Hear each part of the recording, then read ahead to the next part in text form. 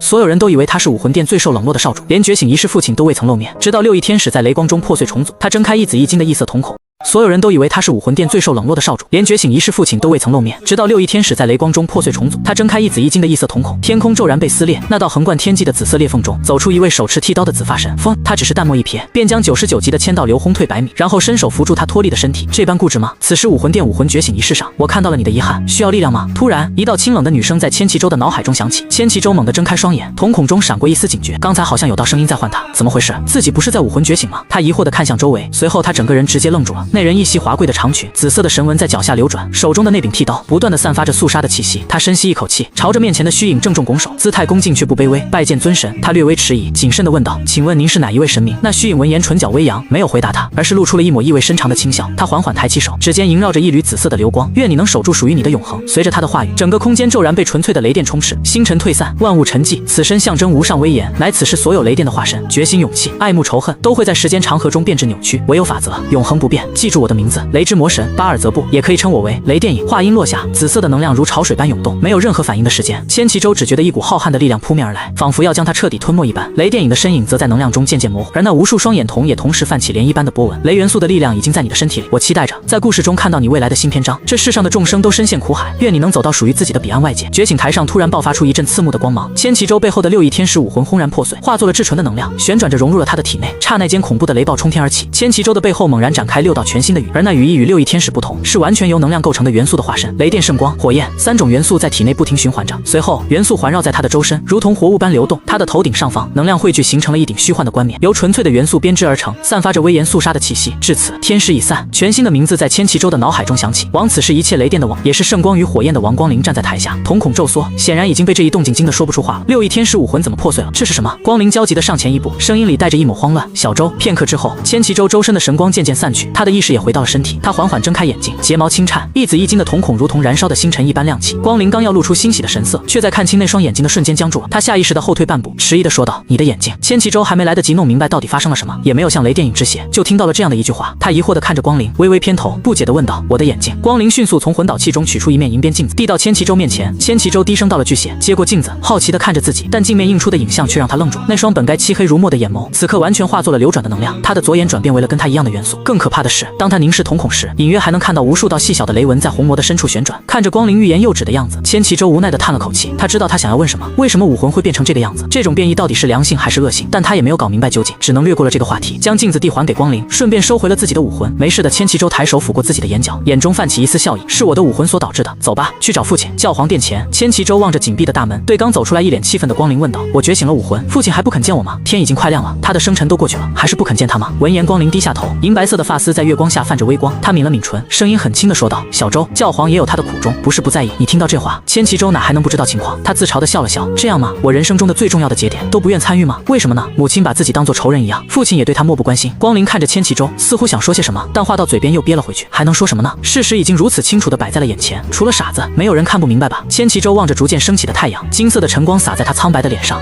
让这一页故事就停留在这里吧，挺没意思的，一直都在徒劳。既然不在意，我也不需有个父母了。闻言，光灵连忙想捂住千奇舟的嘴：“小舟，别说气话。”看着他紧张的样子，千奇舟笑了笑，推开了他的手：“我没有说气话。往后的千百年，无论我过得怎样，是好是坏，我都不再需要武魂殿，不再需要所谓的亲人，只凭我自己。哪怕过程会很艰难、很漫长，但终有一天，这片大陆的每一寸土地都会传颂我的故事。”话落，光灵就那么呆呆地凝视着千奇舟的侧脸，看着晨光为他镀上了一层淡金色的轮廓，那双总是含着笑意的眼睛，此刻却充满了漠然。不知道为什么，光灵抬头看着那高大的教皇殿，他依然安静地屹立在那里，一如从前的几十年，好像什么都没变，又好像什么都已经变了。千奇舟最后望了一眼这座生活了6年的武魂殿，目光掠过每一处，最终落在光灵苍白的脸上。他轻轻开口说道：“别找我。”随后，千奇舟缓缓闭上眼睛。与此同时，天空骤然暗沉下来，乌云开始急速蔓延，瞬间遮蔽了整个天际。雷鸣轰隆炸响，道道闪电划破长空，将昏暗的天地照得忽明忽灭。光灵望着这骤然变色的天地，一时有些愣住了。饶是他活了几十年，也没见过这种架势。要是大供奉还算正常，但小舟才刚觉醒武魂啊！但这样的动静注定会引起注意。护殿骑士们率先察觉到异样，纷纷握紧兵刃，仰头看向天空。武魂城内各处也陆续亮起灯火。醒来的民众们推窗探头，不约而同地望向教皇殿上空。那里汇聚的乌云最为浓重，雷电如同巨蟒一般在云层间翻涌，将整座教皇殿笼罩在诡谲的光晕中。就在这时，教皇殿沉重的大门轰然打开，千寻疾身着华贵的教皇袍迈步而出，身后还跟着菊斗罗月关与鬼斗罗鬼魅三人的目光瞬间锁定在门口的那道身影上。只不过在看清之后，千寻疾三人的瞳孔骤缩，如光临所说一样，千奇舟背后的武魂果然发生了异变，不再是6翼天使，他如今的左边3翼呈现暗紫色雷纹，跳跃着暴力的电弧，而右边的3翼仍是赤金色，流转着神圣的流光。如此的变化理应是良性的，是武魂进阶的体现，但此刻却并没有人在意这个问题，因为千奇舟周身缠绕着恐怖的紫色雷电，虽然对封号斗罗没有威胁，可他才刚觉醒武魂，这怎么可能？更何况天空中那翻涌的雷暴，只要不是傻子都能看得出来，散发的气息与面前之人是相同的。千寻疾看着这幅景象，眼中瞬间燃起了怒火，混账，你这是在干什么？刚觉醒武魂就透支身体，制造如此大范围的异响，以此来宣告对他这个父亲的不满吗？菊斗罗连忙喊道：小殿下，您刚觉醒武魂，快停下，这样不仅会导致身体出现不可逆的损伤，要是这雷暴今天劈在教皇殿上，外界还不知道会怎么去传。听着他们的指责与劝说，千奇舟没有睁眼，也没有开口回答，只是唇角扯出了一抹自嘲的弧度。就在这时，数道强横的气息从天而降，千道流与几位供奉齐齐落地，衣袍在雷暴中猎猎作响。青鸾皱眉看向浑身紧绷的光灵，老五，这是什么情况？光灵看着几人叹了口气，将事情的来龙去脉讲了出来。听完前因后果，除千道流外的几位供奉都沉默了下来。也就在这时，天地间骤然响起震耳欲聋的嗡鸣，千奇舟的声音也随之响起，已经充满了虚伪的教皇殿就在这一场落雷中陨灭好了。话音落下，数道恐怖的紫色闪电撕裂云层，在众人都没有反应过来之前，以惊人的速度直直劈向了教皇殿，而唯一能阻止的千道流还在震惊于千奇舟的能力，等反应过来的时候已经来不及了，只能眼睁睁看着那雷光轰然坠落。下一秒，震耳欲聋的轰鸣声接连炸响，教皇殿以及周边的区域猛然掀起巨大的烟尘，冲击波如同实质般扩散开来，而距离最近的千寻疾三人首当其冲，被狂暴的气浪轰退了出去。等烟尘逐渐散去，众人皆是一愣，昔日壮观威严的教皇殿已然消失不见，取而代之的是满目疮痍的残垣断壁，一个巨大的深坑占据了大殿原址，边缘的土壤和碎石仍在不断崩塌。千寻疾双眼赤红地瞪着千奇舟混账，他的周身爆发出强烈的魂力波动，化作一道金光直冲千奇舟而去，今天非要教训你这逆子不可。千奇舟此时刚释放完攻击，脸色苍白，却仍然嘲讽地看着来人，呵，这个时候你倒是上心了，平常把他当一个透明人一样，从不在意，这个时候倒是想起他有个儿子了。光灵连忙站在了两人的中间，挡下了两人的攻击，他抬手按住千寻疾颤抖的肩膀，劝道：教皇，别动手打孩子，小周也不是故意的，他才6岁，只是一时冲动。千寻疾挥开了他的手，眼中怒火更盛，武供奉，你让开，他敢毁了教皇殿，怎么能就这样放过？千奇舟静静看着这场闹剧，眼睫微垂，当他再度抬起眼帘时，一抹紫光在瞳孔深处转瞬即逝，他缓缓转身，对着背后的几人说道：不必费心教训了，我从今日起脱离武魂殿化落，便径直朝着武魂殿外围走去。逆子，你给我站住！千寻疾的怒吼从后方传来，随之传来的还有光灵几人的劝阻，但千奇舟连头都未回一下，只是固执地朝着城外走去。只不过因为魂力透支，使得他的身形摇摇欲坠，只能踉跄着向前走去。终于，就在他即将跪倒的瞬间，千道流的身影出现在他面前，眼中带着复杂的神色，伸出手，胡闹够了！就不等他说完，天空骤然被撕裂开来，一道横贯天际的紫色裂缝轰然张开，恐怖的雷电如瀑布般倾泻而下，雷电影的虚影自裂缝中踏出，那双蕴藏着雷光的眼眸淡漠地扫过千道流，退下他身形一闪，来到了千奇舟的身旁，只不过轻轻挥手，一道紫色的雷光闪过，千道流还来不及抵挡，便被轰退了数百米，在地面上划出深深的沟壑。与此同时，雷电影的另一只手扶住了倒下的千奇舟，他垂眸看着怀中意识模糊的少女，这般固执吗？另一边，千道流稳住身形，眼中金芒暴涨，神圣的6翼天使武魂自他身后显现，嘿嘿嘿嘿嘿嘿嘿，红9道魂环接连浮现，强大的威压令地面的碎石都开始微微震颤。与此同时，数道强横的气息同时爆发，将雷电影与千奇舟牢牢锁定。阁下是何人？千道流手持天使圣剑直指雷电影，虽然此人很强，但那一击给他的感觉却还没有到达神级，何况直接对他出手，只怕是敌非友。现场的空气骤然绷紧，雷电影并未转身，甚至没有抬眼看向身旁的几人，他的目光低垂，落在不知名的虚无处，仿佛周遭的一切声响、一切存在都已湮灭，无法在他深邃的紫瞳中激起半分涟漪。然而无声的威压已如潮水般蔓延，空气仿佛凝固了，随后被粗暴的撕裂。原本只是萦绕在雷电影周身的电弧，骤然挣脱了束缚，冲天而起，几乎在他周身电弧嗡鸣达到顶点的刹那，天际便传来沉闷而巨大的回应，浓重的铅灰色以肉眼可见的速度吞噬着蔚蓝，转瞬间，穹顶便被无边无际的乌云彻底覆盖。先前千奇舟所发动的攻击是依靠引流在他体内的能量残余，加上自身实力，所以威力并不显著。可如今是他本人发动全能，哪怕在此的只是一道投影，也要比先前更为恐怖。从这一次的异象就能够看得出来，乌云沉重的仿佛要直接压垮山岳，其范围之广、厚度之深，远超之前千奇舟所展现的异象。而那云层疯狂的旋转，形成了一个巨大无比的漩涡。至于漩涡之中汇聚的，则是足以令万物站立的天威。千道流此刻能明显的感受到强大的能量在影的体内奔流、压缩，仿佛暴风雨来临前不断积聚的雷云。千寻强压下心头的悸动，将目光从天空移开，落在背影搀扶着昏迷的千奇舟身上。他喉结滚动了一下，声音带着一丝不易察觉的干涩：阁下神威莫测，若要带他走，径直离去便可。随着他的话音落下，周围一片死寂，只有天空雷云翻滚的沉闷轰鸣，以及那令人呼吸困难的威压。就在那压抑的寂静几乎要将人碾碎之时，一旁的千道流缓缓上前一步，他周身原本内敛的气息陡然攀升，磅礴浩瀚的金色魂力如潮水般涌出，化作了一道凝实的屏障，勉强将影的威压抵挡在外。影没有看千道流，而是瞥了一眼千寻疾，淡漠的开口说道：既然生而不养，何必故作姿态？他有自己的选择，不需要他人干涉。话音落下的瞬间，他那只空着的手随意的抬起，纤细的手指朝着千寻疾的方向轻轻一划，没有咒语，没有血蓄力，甚至没有多余的动作穹顶之上。那狂暴雷云漩涡的中心骤然亮到极致，一道粗壮的令人窒息的紫色雷柱像天罚一样撕裂长空，直贯而下，速度之快超越了声音。几乎在他手指滑动的同一刻，那毁灭性的光芒就接近了千寻疾所在的位置。千寻疾瞳孔骤缩，死亡的阴影瞬间就笼罩了他。他嘶吼着拼命释放武魂，绚烂的魂环疯狂亮起，天使虚影仓促监护在身前。就在那毁灭性的雷柱即将彻底吞噬千寻疾的刹那，两声尖锐的声音同时响起，教皇冕下，菊鬼斗罗两人连忙飞了过来，释放武魂帮千寻疾抵挡。然而只不过瞬间，那纯粹的碾压性的天地之威便已降临。噗！菊鬼两位斗罗同时鲜血狂喷，以比来时更快的速度倒飞而出，浑身焦黑，重重砸落在地上，生死不知。只见千寻疾先前所立之处的地面一片焦黑融化，冒着炽热的青烟，他整个人被轰飞到了数十米外，重重砸进残垣断壁之中，衣衫尽碎，皮肤大面积焦黑碳化，冒着刺鼻的糊味，整个人就如同一段被烈火框烧过的枯木一样，只有微微抽搐的身体证明他还活着。这一切发生的太快，后方的几大供奉也终于从极致的惊骇中反应过来，放肆保护教皇！金鳄斗罗怒吼一声，庞大的黄金鳄王虚影冲天而起，其余数位供奉也毫不犹豫地将自身魂力提升到极致，以及强压下内心震撼，将海量魂力催动到顶点的千道流，所有力量在这一刻不计代价的汇聚，只不过也只能勉强在那无可匹敌的天威之下凝聚成一道摇摇欲坠的魂力屏障。轰隆隆，雷柱狠狠砸落在屏障之上，无法形容的巨响震得所有人耳膜破裂，鲜血从耳孔中流出，魂力屏障剧烈扭曲，明灭不定，蛛网般的裂痕瞬间布满其上，仿佛下一秒就要彻底崩溃。支撑着屏障的每一位封号斗罗都脸色煞白，身体剧烈颤抖，修为稍弱的更是直接喷出鲜血，魂环都变得暗淡。他们合力竟也仅仅只是勉强挡下了这一击的余威。影缓缓放下手，周身弥漫的电弧与天空咆哮的雷云并未减弱分毫。他终于抬起眼，那双深紫色的眸子第一次真正扫过面前如临大敌的众人，目光所及之处，连千道流都感到灵魂一阵战栗。这些人居然能挡下他的攻击，果然是这具分身投影能发挥的实力有限。不过本来也不应他来裁决，故事的结尾应该由故事的主角来画上句号。他将目光从千道流等人身上移开，落回昏迷的千奇舟身上。哪怕使用的是他的力量，他也只是个6岁的孩童，身体也太过孱弱，无法承受超负荷的能量。若是再不好好治疗，影随意的抬起手，对着身前的空间轻轻一划，刺啦，一道幽紫色的裂隙凭空出现。他没有丝毫犹豫，带着千奇舟一步便踏入了那裂缝之中。随后空间裂缝开始急速闭合，雷光收敛仿佛从未出现过。就在那裂缝即将彻底消失的刹那，光灵像是回过神，下意识地问道：阁下要带小舟去哪里？但很显然他不会得到回答。天空之上，那压得人喘不过气的恐怖雷云也如同幻觉般悄然消散，露出了后方原本的天空，仿佛刚才毁天灭地的威压只是一场噩梦。金鳄斗罗望着那空间裂缝彻底消失，雷云散尽的天空，良久才沉重地叹了口气。他周身澎湃的魂力缓缓收敛，但身躯依旧紧绷着。他转向面色无比凝重，眼中仍残留着震撼的千道流，复杂地问道：刚才那人，那种令人窒息的压迫感，哪怕是面对全胜的3大绝世斗罗也没有过。千道流死死盯着那片空荡荡的天际，天使圣剑重重垂落，眼底是前所未有的凝重与忌惮。他喉结剧烈滚动，一字一顿，声音沙哑刺骨。他根本不属于斗罗大陆。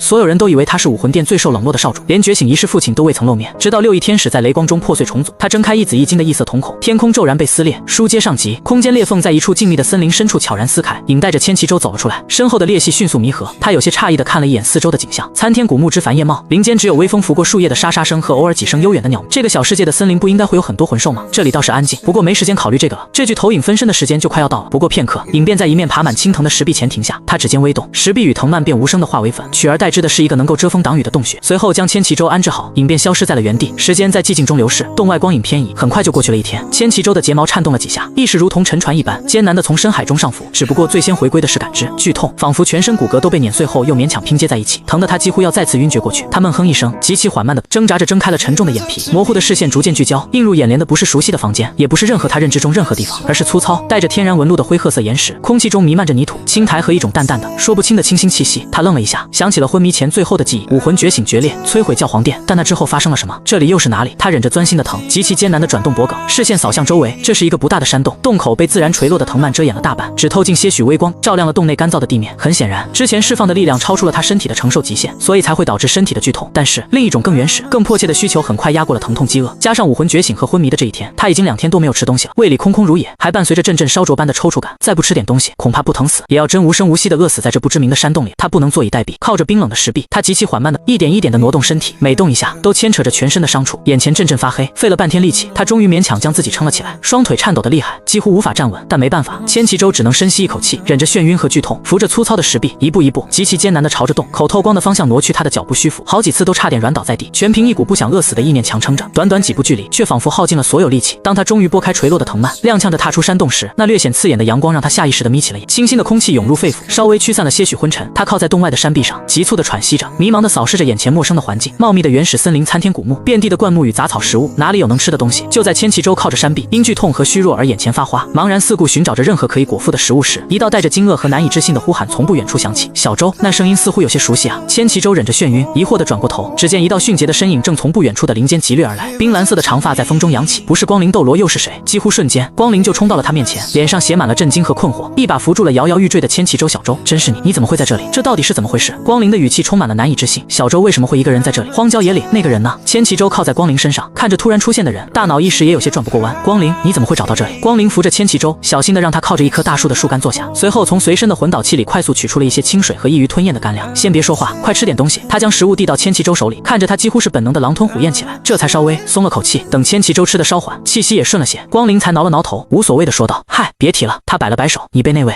带走之后，我觉得武魂殿没意思透了，索性就拍拍屁股走人了呗。本来嘛，是想四处转转，看能不能打听到你的消息，正好路过这片森林，就想着进来碰碰运气，看有没有什么不错的天才地宝，万一以后碰见你了，还能给你补补身子。”他转回头，看着依旧有些发懵的千祈舟，就是没想到能在这里遇见你。千祈舟狼吞虎咽的动作慢了下来，他握着干粮的手指微微收紧，低垂着头沉默了片刻。森林里的风吹过，止于枝叶摩挲的沙沙声。过了好一会儿，他才极轻的，几乎含在喉咙里似的嘟囔了一句：“谢谢。”不过还没等光灵回应，千祈舟猛地抬起头，后知后觉地问道：“等会，你刚才说谁把我带走了？是他昏迷以后的事情。从武魂殿到这里，中间发生了什么？他完全没有印象。我是怎么到这里的？带我走的是谁？”闻言，光灵愣住了，脸上的表情变得有些错愕。“你不知道？”他下意识地反问，眉头微微蹙起。“你没有见过那个人？”看着千祈舟那双写满了茫然和惊疑的眼睛，光灵这才意识到他是真的完全不知情。他啧了一声，抬手揉了揉眉心，表情变得复杂起来。“行吧，既然你忘了，我给你讲吧。”光灵干脆也盘腿坐了下来，面对着千祈舟，将影从出现到带着人离开的事都说了。闻言，千祈舟也愣住了。雷电子发实力很强，这不是影吗？神也能降临在人间，还救了他。在千祈舟的伤势稍微稳定，能够勉强承受路途的颠簸后，光灵便不再耽搁，带着他离开了那片森林。历经一路辗转，他们最终抵达的目的地，却让千祈舟为之一愣，并非什么寻常地方，而是天下最富庶、与武魂殿关系颇为微妙的七宝琉璃宗。房间内，宁风致一袭白衣温润如玉，正坐在床边，他修长的手指轻轻搭在千祈舟的手腕上，用魂力极其小心地探入其体内，仔细探查着。剑骨斗罗两人也静立在一旁，看着躺在床上的孩子。良久，宁风致缓缓收回手，温雅的脸上带着一丝凝重还有讶异。他转向一旁的光灵，有些迟疑地说道：“光灵，免下恕我直言。”宁风致的目光落回床上昏睡的千祈舟身上，眉头微蹙。这孩子体内情况极为糟糕，不是寻常的伤势，而是全身经脉都布满了细微裂痕，几近崩毁，不像是外力重击所致，倒像是被一股远超他身体承受极限的无比庞大且狂暴的能量强行灌注，硬生生撑成这样的只差一点，恐怕就……宁风致没有说完，但意思已经很明白了，只差一点便是经脉尽碎、爆体而亡的结局。闻言，光灵顿时急了，猛地从椅子上站起来。那怎么办？不是必要的话，武魂殿是不回去了。小舟也不想回去，而他目前能找到的辅助系魂师，也就宁风致最强了。陈曦眉头微蹙，看了一眼失态的光灵，沉声道：“冷静些。”听风致把话说完，宁风致点点头，示意光灵稍安勿躁，脸上虽然凝重，却并没有什么慌乱。他的目光再次落在千祈舟身上，沉声道：“情况确实棘手，但并不是没有希望。不过这孩子体内的能量和受损的经脉，似乎已经被强行压制并疏导过，否则早就撑不住了。”他深吸一口气，眼神变得专注起来。“我先试试吧。”说罢，宁风致缓缓抬起右手，掌心向上，一座晶莹剔透、闪耀着七彩宝光的琉璃宝塔凭空浮现，缓缓在手上旋转，黄黄紫紫黑黑黑七个最佳配比的魂环自他的脚下亮起，七宝转出有琉璃。随着他的话音落下，七宝琉璃塔光芒大盛，一道柔和而恢宏的七彩光柱倾泻而下，将床上昏迷的千祈舟笼罩。七彩流光缓缓渗入他的身体，光芒所过之处，那些受损焦黑的经脉仿佛被注入了勃勃生机，细微的裂痕在光芒中以肉眼难以察觉的速度缓慢弥合，体内残留的能量也被进一步安抚化解。千祈舟原本因痛苦而紧蹙的眉头，在宁风致的治疗下，似乎微微舒展了一些，呼吸也变得更为平稳。看到千祈舟那紧蹙的眉头微微舒展，脸上那不正常的潮红也褪去少许，光灵这才松了口气。过了不知多久，千祈舟眼皮颤动了几下，缓缓睁开了眼睛，虽然脸色依旧苍白，但那双眸子里已有了清明的神采，不再是之前的涣散与痛苦。他微微偏头，看向床边正专注操控着武魂的宁风致，劳烦宁宗主耗费心力了，不必多礼，你伤势未稳，安心静养便是。宁风致微微点头，语气一如既往的温和。闻言，千祈舟重新躺好，看着宁风致说道：“我感觉已经大碍了，身体也不疼了，经脉的伤势已经愈合了，只需要再休养几天，回到全盛状态，就可以去猎取魂环了。今日救命之恩，我铭记于心，他日若有机会，定当回报。”宁风致点了点头，指尖流光微闪，七宝琉璃塔化作点点光华没入体内，环绕周身的魂环也随之隐去，气息平稳，意识清醒，言语清晰，看来的确已经无碍了。他并未鞠躬，只是温声道：“举手之劳，不必挂怀，你好好休息吧，这几天最好别贸然动用魂力。”说罢，他看向剑骨斗罗，三人对视一眼，一同退出了房间。房门轻轻合上，室内恢复了安静，只剩下窗外隐约的风声。光灵一屁股坐到床边，紧紧盯着千祈舟，像是要从他脸上看出花来。他忍不住伸出手指，点了点千祈舟依旧没什么血色的脸：“你说说你啊。”他啧了一声，不解地感叹道：“哪来的力量，居然能差点让自己爆体而亡？但其实说起来，应该是小舟得到了哪位神恩的注视，开启了传承之路吧。”千祈舟靠在软枕上，听着光灵那带着关切和好奇的嘟囔，无奈地叹了口气。已经脱离了武魂殿，他也已经见过了影的存在，再隐瞒似乎已经没必要了，也显得生分。事到如今也没什么好瞒你的了，我之所以能拥有这种力量，我的武魂之所以会发生异变，是因为我在基于机缘巧合下拜了一位师傅，可能这就是命运眷顾他吧，能让他在武魂觉醒的时候碰到一位强大到超乎想象的师傅。只不过他好像有些孩子心性了，那力量本应是引流给他护身的，却被他用作了泄愤。光灵正听得入神，心中对千祈州口中那位师傅充满了好奇。那天他们7大供奉联手都被他轻松压制了，能做到这种程度的只有神吧？毕竟大供奉可是天使神的大供奉，哪怕不调动神力，唐晨和波塞西也做不到这么轻易击败他。但还不等他继续追问，就见千祈州整个人如同被抽掉了所有力气，毫无征兆的倒了下去，失去了意识。小周，他吓了一跳，反应极快的伸手一把将他扶住，避免他磕到。光灵连忙将他放平，手指急切地搭上他的脉搏，用魂力小心翼翼地探查着。然而结果却让他愣住了，脉象平稳有力，体内的伤势也在缓慢而持续地修复着，根本没有任何恶化的迹象，不像是因为伤势复发而昏迷。光灵试着轻轻拍了拍他的脸颊，低声唤道：“小周。”千祈州骤然睁开双眼，强烈的眩晕让他踉跄了一下，险些摔倒。他下意识地稳住身形，心脏在胸腔里狂跳，带着巨大的茫然。眼前不再是七宝琉璃宗那安静雅致的房间，鼻尖也嗅不到任何药草清香，取而代之的是一种尘埃弥漫的死寂。他僵硬地站在原地，目光所及之处是一片无比广阔，却尽是断壁残垣的破败广场。天空是一片压抑到极致的不祥的暗红色，如同凝固的血液一般，看不到星辰，只有厚重污浊的云曾在缓慢的翻滚涌动。而最让他灵魂都为之战栗的是那轮高悬于血色天幕之上，一轮巨大到占据半个天空的猩红的月亮。那月亮离得如此之近，仿佛下一刻就要坠落，将大地碾碎。它散发着妖异、冰冷、令人窒息的猩红光芒。这里是哪里？幻境、梦境，还是……就在千祈州被那无尽的猩红与死寂压迫的几乎窒息，心神俱震之际，一道清冷威严的女声自他的身后响起：“你来了。”千祈州浑身猛地一颤，连忙转身循着声音看了过去，只见影不知何时出现在那里。他双眸闭合，神情是亘古不变的淡漠，盘膝悬浮于虚空之中，周身还散发着淡淡的威压。在这完全陌生的世界里，骤然看到了唯一熟悉的存在。千祈州几乎是下意识的脱口而出，引不过看他的样子，仿佛那轮压抑的猩红之月与这片破败死寂的广场都与他无关一样。此处名为一心净土。他缓缓开口说道：“算是我的意志所化，相当于我的内心世界巨显。”影继续说道：“你体内流淌的力量，源于我凭借这份联系，我方能跨越时空，将你的意识牵引至此。于是我们又见面了。”千祈州站在荒芜破败的广场上，强压下心头因环境诡异合影的出现方式而产生的巨大震动。他理了理纷乱的思绪，虽然有无数疑问，